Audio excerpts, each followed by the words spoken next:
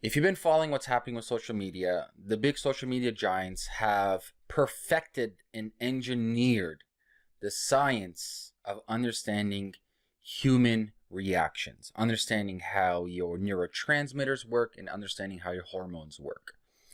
And we as a society today have become more or less of an outrage society, a victimhood society. And if you missed my last video talking about victimhood, I highly recommend you check that out. I'll leave a link below this video. And so what most people are doing today is what Viktor Frankl talks about. They are reacting as opposed to responding.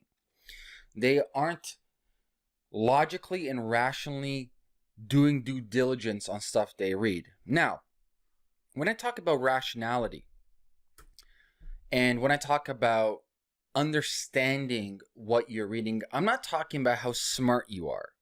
I'm not talking about the intelligent capabilities that you might or might not have. What I'm talking about is pausing. This is where logical thinking and rational thinking come into play. You're using heuristics. And so ask yourself this: how many of you are out there on Instagram, Twitter, you read headlines, right? And right away you think this is accurate. And I'm the first one to admit I've done this many times. You know, we're human. But there comes a time and point where enough's enough, where we're inundated with so much noise in social media. Every second people are spending time on their phone. Every second they're addicted to that dopamine high. Every second they want validation for other human beings. Remember, we are pressurized by human cognitive biases. And these biases have evolved for millions of years of evolution. And at some point they served us as a beneficial factor in human evolution. But with technology today, it's actually a disability. Owen E. Wilson, a famous biologist, states, we have Paleolithic emotions, medieval institutions, and godlike technologies. Our emotional DNA, our hardware, our epigenetic methylation has not caught up to where technology is today. And we have literally become zombies and slaves to technology. Now, technology itself is innate. It's like a tool.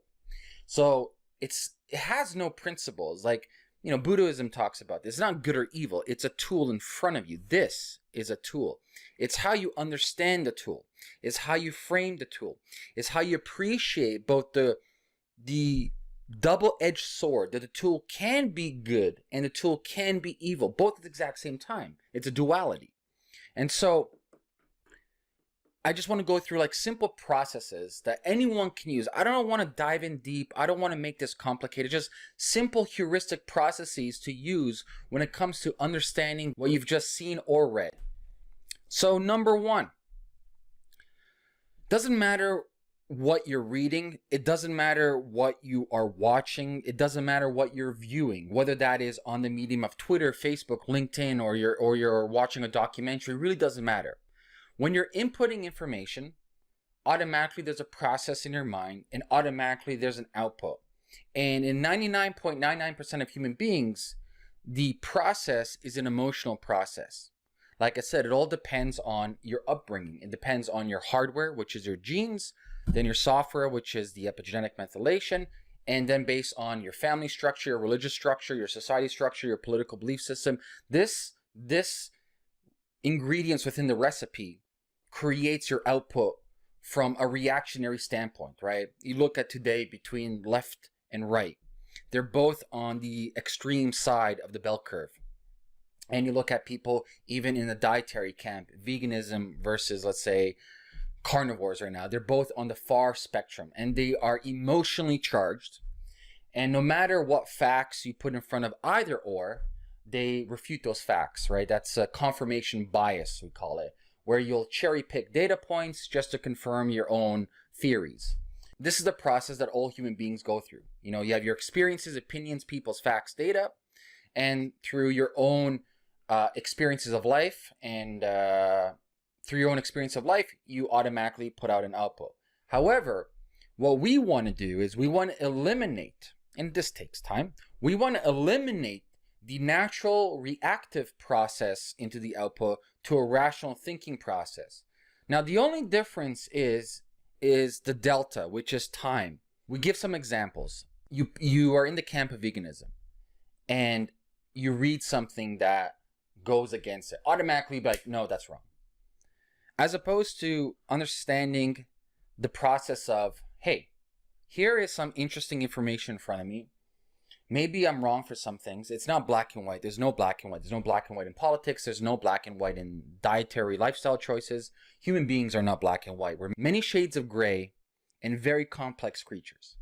And so you receive this new data point. It can be like, hey, you realize that some, meat is actually beneficial for a lot of people, or you realize some vegan foods they're eating might be unhealthy, etc. As opposed to just automatically diving into your emotional response system, you actually pause. That's the first step. You pause and you don't do anything. You let it ruminate. You pause and you think about it. Now hold that thought in your mind about pausing. These are like 3 key things I like to do when it comes to rational thinking. And so going back to the vegan example, you read something, and before you do anything, before you automatically become a keyboard warrior, this is fucking retarded, and this person doesn't know what I'm talking about, you pause. And it's going to be hard. Trust me, it's going to be really hard. But you pause and you just let it be. You let what you've read or watched sink in, and then you go through these 3 simple processes. The number one, the first process, I think, is the most important process. It's an excellent process that counteracts your cognitive biases that you have, is detachment. This is why a lot of psychedelics are really good at this. Actually, I should make a whole video about the beneficial use of psychedelics for different circumstances in your life. But detachment is one of the best ways to view a certain, let's say, debate or a certain conflict of interest that you have. Because when you're reacting to something, you're reacting from a first-person scenario. You're reacting from my own emotional response because you have your identity. See, this all goes back to ego, right? The only reason why people are validating through confirmation bias is their ego.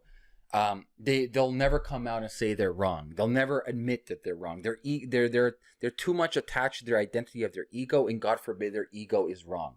And these are masks, as Carl Jung talks about, as Joseph Campbell talks about, as Arthur Schopenhauer talks about. These masks that people wear protect their ego. And so detachment is a good first step when it comes to rational thinking. Now, it's easier said than done. It's like, yeah, I'm just going to attach myself. It's not. It's very difficult. But the point of this video is I just want you to understand that there are processes. I want you to understand there are systems in place that you can slowly implement over time. So let's say you read the thing about veganism. You instantly get angry because that's your emotional response. That's your ego getting angry because it counteracts your own thesis. And the first thing what you want to do is detach from it. And you just let it sit. Once you've kind of overcome your emotional, instinctual reaction, and that's like it probably lasts like a couple of minutes, then you want to get into the logical thinking, and there's a heuristic, so we're going to go into the next slide. And once you've gone through the logical filtration system, then there's an order of process. We talk about it with Occam's razor, right? What is usually the correct answer is the straightest line, point A, or common sense, more or less. So those are the 3 primary things from like rational logical thinking: detachment, using a logical filtration system, and then there's an order to it. So this is kind of like the filter system, right? You have an issue, going back to the veganism thing. And it can be like, hey, meat is healthy. Here's like 1,000 scientists that came out, meta-analysis, etc. Obviously, there's variables for that, grass-fed and how the animals are raised, is it wild caught, etc. But the first thing is like logical thinking based on first impressions.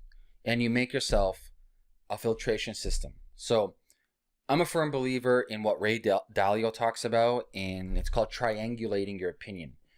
Really important to have opinion from different people outside of your camp. So you don't get caught up in your groupthink. You don't get caught up into selective biasism.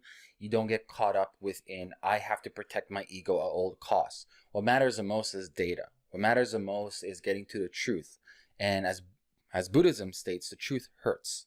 But the truth is liberating. The truth gets you to your goal, right? What matters the most is the goal. It's not your ego. What matters the most is getting to the accurate information that will give us the best results. So you have your issue here. And the first step is you pause, you detach, you go through your logical thinking.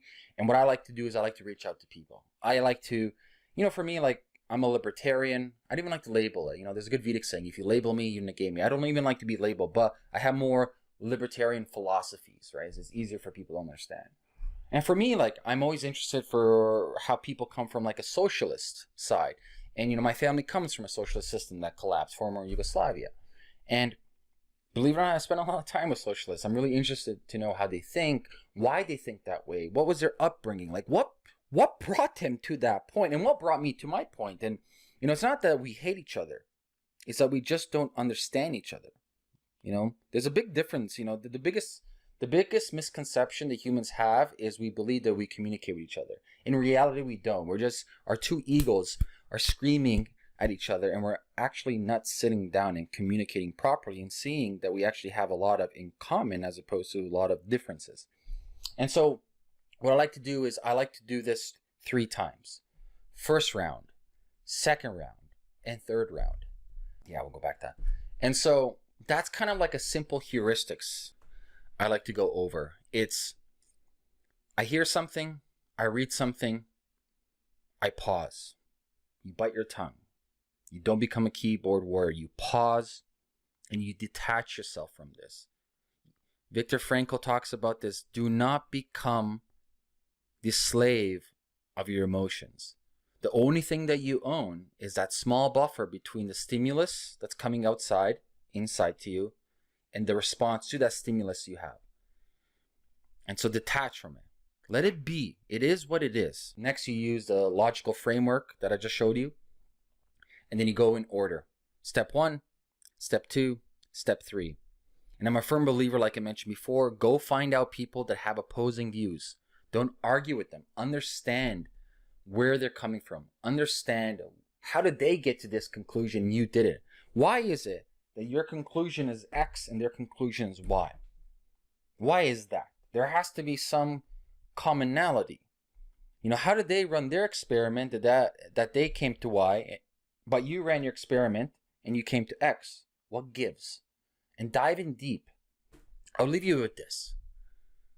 There's a lot of books out there to read about critical thinking or logical thinking, but I think Daniel Kahneman's book, Thinking Fast and Slow, is one of the best out there because it combines both heuristical models overlaid with behavioral science. So I think it's one of the best books to read on this subject. It's not going to give you crystal clear answers of like, this is what you're going to do in this situation, but shows you the, system thinking type of processes and why people behave a certain way and why we think a certain way and what kind of cognitive biases are influencing our decisions. And so remember, guys, don't be outraged. Do critical thinking, do logical thinking. And it's about pausing and slowing down. Spend less time on social media. And if you find something that automatically triggers you, remember, that's your emotional ego talking. And for you to succeed in whatever you're doing, you must dissolve that ego. Your ego will be the defeat of yourself. And an ego it's not good or bad. It's just a tool. And through your childhood, you build masks that represent your ego. It's about evolving the masks and understanding that they existed for a reason. They protected you from a reason, but now it's time to evolve those masks onto better, newer masks to give you better success in life. And so pause, reflect, detach, use a heuristical model, talk to people who have opposing viewpoints, and then really build up a new thesis. Okay, guys, if you had any questions, leave your questions and comments below this video. Subscribe to my channel, like, share, and I wish you guys all the best. Peace.